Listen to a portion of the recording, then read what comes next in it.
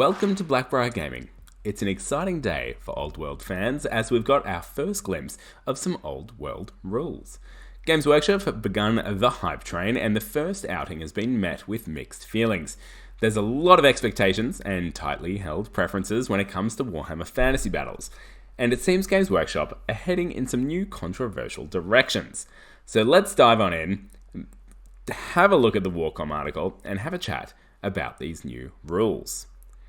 Just a quick note before we get into it, a subscribe and a like really helps us reach a bigger audience. So if you enjoy the video, please hit those buttons down below. Alright, so here it is, the article that we have today from Games Workshop, the Old World Almanac, your first look at the rules. Excuse me. So very exciting, we've been waiting for this for a long time, and it's finally here, and this marks the lead up to what we expect to be a very early Feb release of the Old World, or at least for it to go on pre-order in early Feb. That's what we're hearing in the rumours, and what they've slightly confirmed in the way they talked about it, which was one of the first releases of 2024. So they're now starting to look at the rules. Let's see what we've gotten. It's a pretty good article. It's got quite a bit of stuff in there from what we can expect from Games Workshop. They like to really tease this stuff out. So let's see. So it talks about different phases. The strategy phase, the movement phase, the shooting phase, and the combat phase. So those will be the four phases of fantasy. The obvious exclusion is that we don't have a magic phase anymore, but we're getting a little ahead of ourselves. So let's see. Today, the Almanac looks at the basic structure of the game. Now, the first main phase, the strategy phase, is mainly what the article focuses on, but there's a few little tidbits here and there.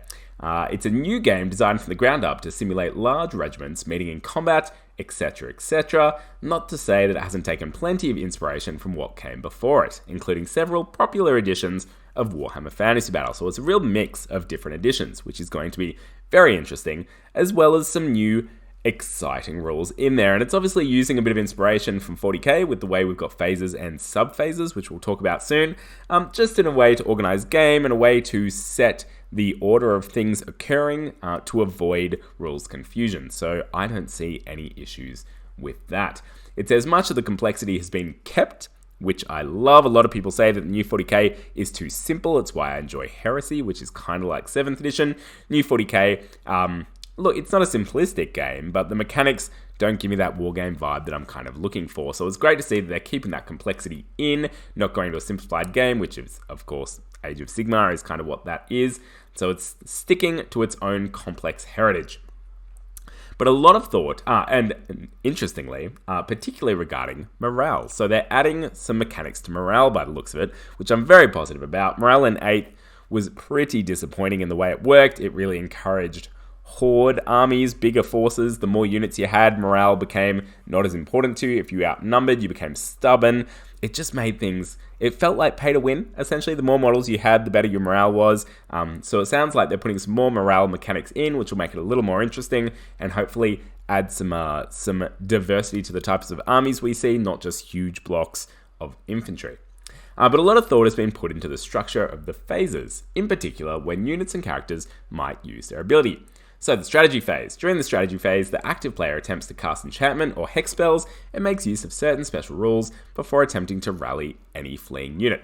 Interestingly here, units rally before the movement phase. That may be hinting at them being able to do something in the movement, shooting and combat phase, as opposed to being completely useless for the rest of the turn. Here also we start to see the breakdown of magic spells between all of the phases. So in strategy phase, you've got enchantment and hex spells. In the movement phase, you've got what are called conveyance spells, so they're going to move units, I imagine. In the shooting phase, magic missiles and magic vortex spells. And then in the combat phase, let's see, you've got assailment spells. Sure. I really like the way they've broken up magic into these different phases. The magic phase was always really hit or miss for Warhammer armies. It could either go fantastically or not, and it all really depended on rolling those power dice. They've got casting value still, but it looks like the way they're going to enable those is going to be very different.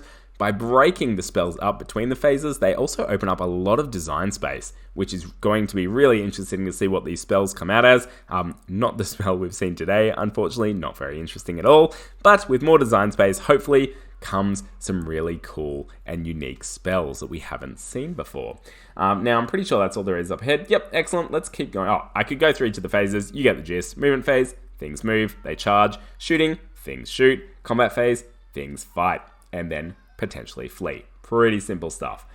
Alright, the old world is a game of rounds and turn. Each game is broken down into a number of rounds. During each round, both players will take a turn, each of which is broken down into 4 main phases.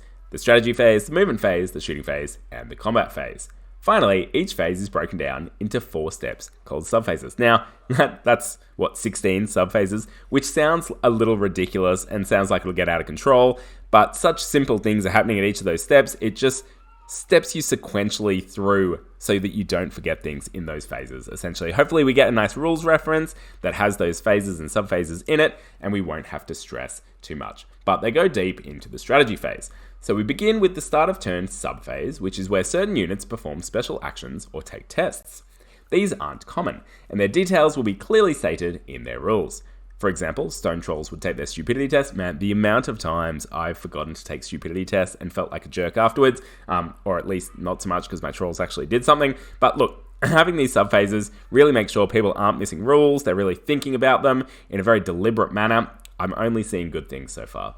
And it's also when Night Goblin fanatics are placed on the table. That I love. It sounds like Night Goblins fanatics aren't going to be able to be drawn out by the enemy anymore in the way they work. So little tidbits spread throughout these articles, and we can expect so much more to come. Additionally, a particular scenario may require you to check whether a victory condition has been met at this point. So it sounds like there might be progressive objectives throughout a game, or at least make much more objective heavy than it used to be. It used to be really you just ran into each other and killed, with objectives not having that much of an impact. You may also use this period to tie to the table, removing stray casualties and errant dice. Very good. The second subphase is more exciting. Command. This is when most characters' special rules fire off. For instance, a Bretonnian lord brandishing the falcon horn of Fredimund, I probably said that very wrong, may blow it in the command subphase, hopefully preventing opponents from being able to fly. Here we see some more scouting rules. So here we've got an enchanted item, essentially a Bretonnian horn that stops things from flying if they pass a leadership check. Not the most exciting thing in the world, but the more articles we get, the more little bits and pieces we get, and the more the puzzle will come together. But where would Warhammer be without magic? You'll notice there's no magic phase in the game. Instead, magical powers and spells are cast during relevant phases. Hand of Mork or Gork is a conveyance spell, which means it's cast in the movement phase. For instance, that of course would be moving some orcs, hopefully into charge. However, the third step of the strategy phase is Conjuration, which is when you cast enchantments. Okay, so even there. Okay, yeah, we're back in the strategy phase. All right, they jump around a bit in this article. So, very good. You can cast enchantments or hexes to your opponent. Interestingly here, and I think this might be a mistake, but it says, players take it in turns during this step to choose wizards who aren't fleeing to attempt to cast spells. The Tomb Kings, for instance, might choose to cast blah, blah, blah, blah, blah. This is when we get to the very underwhelming Tomb King spell. But before then, players take it in turns during this step. It sounds like, if this is correct, players would have alternating magic activations within each of the players' turns. Now, I don't think that's how that's going to work. It sounds overly complicated. It might. Certainly, that's what the words say. I think they might have just made a little mistake when they talked about it here. It mean that a player takes it in turns to do these things. I don't know. Either way, they've put it in. If there is magic alternating activations within each of the subphases, I will be just shocked. But also, I don't know, slightly impressed. It's wild. What a wild way of doing things. Here we get to look at a Law of Nehekara. There we go. Spell, pretty boring. It lets you reroll ones. Come on, people. We can do better than that. What are we doing here? It's a bit of a nothing spell. I dare say this is kind of like the most basic spell of this lore. Either way, not exciting. We'll move on. But what has it got here? So range self, sure, it's got the type and it's got the casting value of 7+. Now 7+ implies that you're rolling dice. Wow, I just, revolutionary, people. I'm blowing minds. Hot content, hot tips. You heard it here first. So it kind of sounds like maybe magic works in the way it used to, in that you have power dice. Maybe it's against a characteristic that you have to get over by adding dice to it. It'll be interesting to see. I hope they move away from rolling 2d6 and having that many power dice. I didn't love that mechanic. For obvious reasons, it's very swingy. So we'll wait and see, but either way, there's a casting value here. So they've kept that in. The final step in this phase is rally fleeing troops. This is when the active player must attempt to rally all of their units that are fleeing. To take a rally test, choose unit and roll 2 dice against this leadership characteristic. If you fail, it will continue to flee during the movement phase. If you pass, your unit is allowed a free reform, move, and returns to the fray. This I'm interested in. Now, there may be rules that say if you rally this turn, you can't charge in the next phase, and you can't shoot. But when they say returns to the fray, kind of implies you're going to get back into the fight, which I'd actually be very okay with. The punishment in 8th edition of units running away is just insane. It loses you games, and I dare say in other editions as well.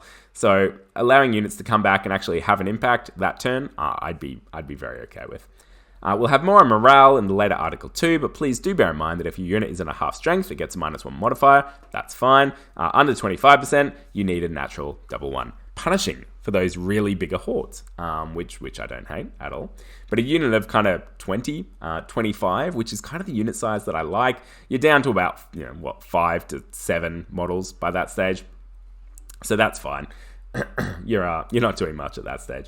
All right, there's a lot more to clue you in for Warhammer the Old World in the coming months. We'll be tackling the rest of the phases, plus rules for magic, morale, psychology, and other matters. And we'll also be taking a closer look at the factions, the setting, the models, and the future of the game. Lots to come. Really pumped for all of this, really excited. We're now seeing rules. Hopefully we get a rule drop each week. That would be amazing. Keep them coming, Games Workshop. This all sounds good so far, except for that Doom Killing spell, which is a little lackluster, but everything else I've read here sounds positive. I'm not seeing anything that would make me upset. There is, of course, so much angst out there on Facebook, in comments and various videos, in the community. It seems pretty unwarranted so far. A lot of people super sad that the magic phase got cut. I don't get why. They've just spread it amongst the other phases. I don't see the issue. Some people are just losing their minds over certain sentences and making huge assumptions and what it implies and that the game is ruined. Everyone just take a breath. Take a breath, everybody. There's more to come. We'll work it out when we get there. Either way, we're going to have some rank and file units moving around and having a great time. That brings us to the end of today's video. Thanks for watching. Let me know in the comments what you think of the new rules. Does this make Magic easier and more interesting, or have GW gone too far by removing the magic phase? Importantly, make sure to keep rolling those dice and get frothing for fantasy. I'm not sure about that line yet. I'll keep working on it.